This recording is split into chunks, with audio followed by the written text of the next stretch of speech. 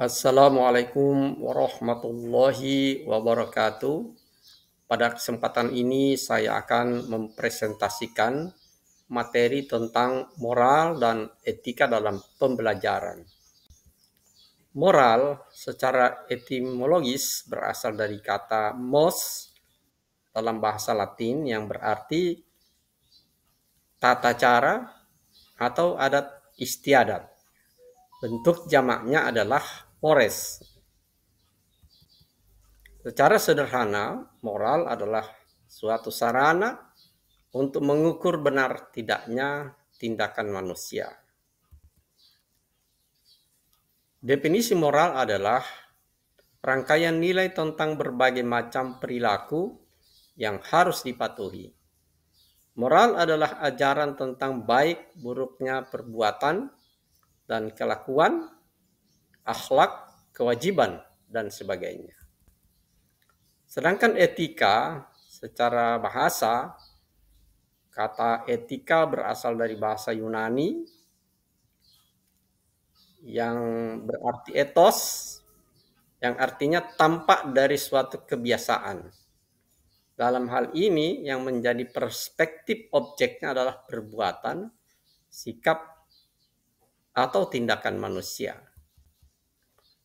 Etika adalah nilai norma ajaran yang dijadikan pegangan bagi orang atau sekelompok orang, menurut Berten 1993. Etika adalah aturan, norma, kaidah, ataupun tata cara yang biasa digunakan sebagai pedoman atau azas suatu individu dalam melakukan perbuatan dan tingkah laku.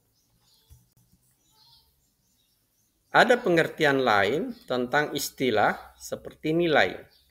Nilai adalah sesuatu yang memberi makna hidup, yang dijunjung tinggi, yang mewarnai dan menjiwai tindakan seseorang. Menurut Stephen dalam Eka Dharma Putra 1999. Sedangkan istilah norma atau ukuran, pedoman, aturan atau kaidah yang menjadi dasar pertimbangan dan penilaian yang mengandung sanksi dan penguatan. Ada juga istilah akhlak, kesusilaan. Akhlak adalah hal yang mendorong manusia untuk melakukan tindakan yang baik sebagai suatu kebajikan. Akhlak juga adalah sarana untuk mengukur benar tidaknya tindakan manusia, pandangan tentang baik dan buruk, benar dan salah, apa yang dapat dan tidak dapat dilakukan manusia. Menurut Atkinson 1969.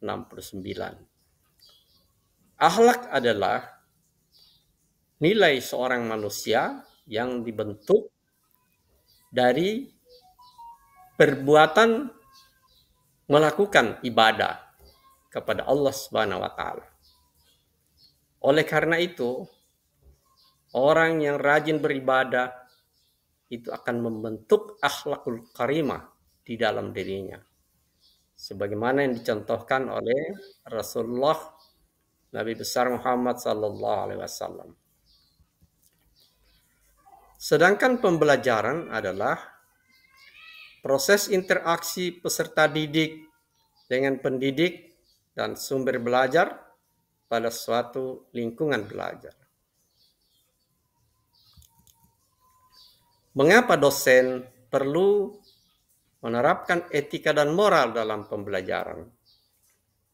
Pertama, karena dosen merupakan panutan bagi mahasiswa dan orang lain dalam segala ucapan dan tindak tanduknya. Yang kedua, dosen sebagai pengajar dan pendidik. Yang ketiga, dosen sebagai profesi, sehingga membutuhkan etika profesi. Nah, bagaimana menerapkan moral etika dalam pembelajaran?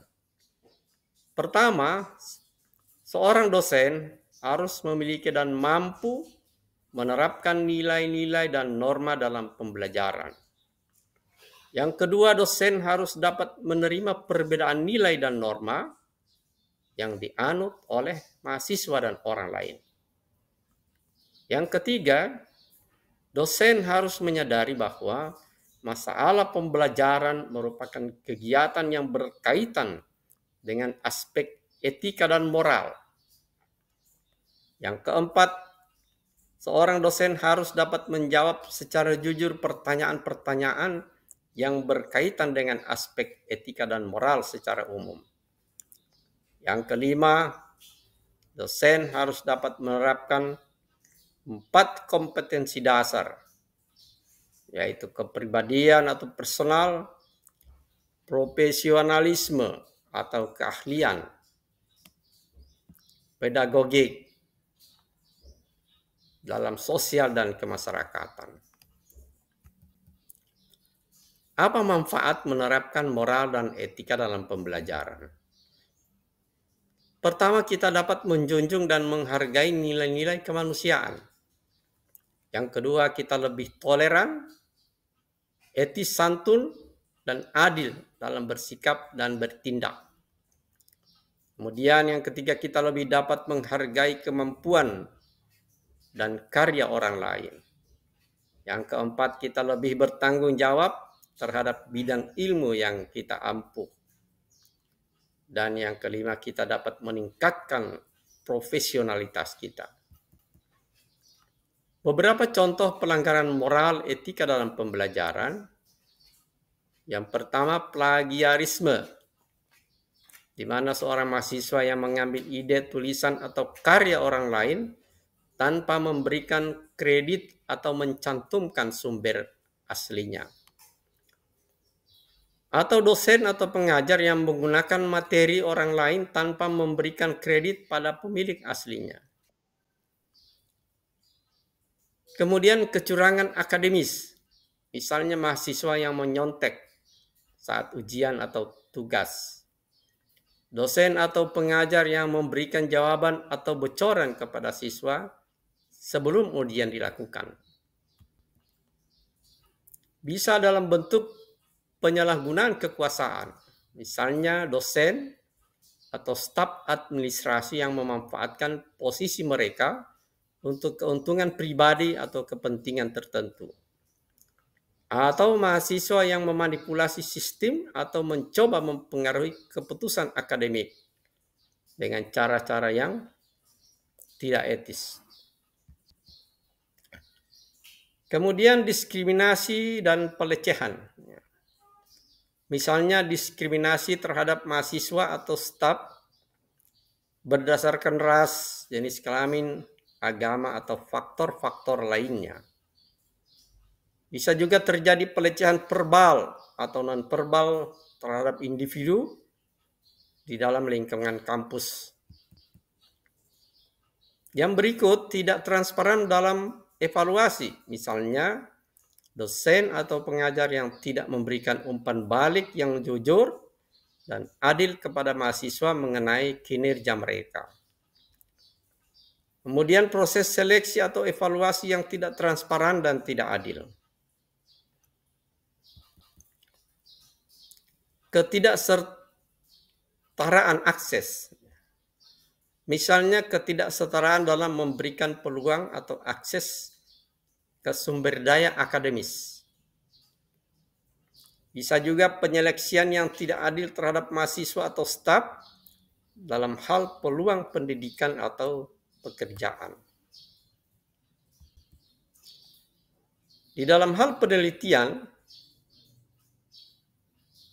misalnya pelanggaran terhadap prinsip-prinsip etika penelitian, seperti tidak mendapatkan izin etika atau melakukan penelitian tanpa persetujuan. Kemudian,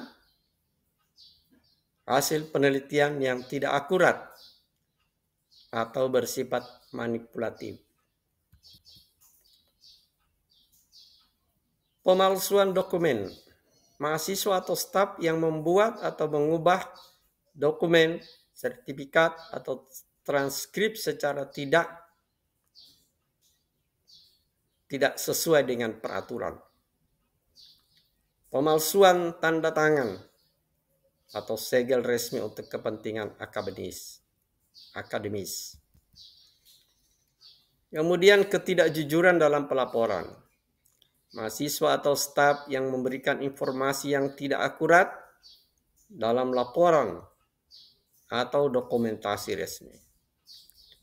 Bisa juga menyembunyikan informasi yang relevan atau memberikan informasi yang salah.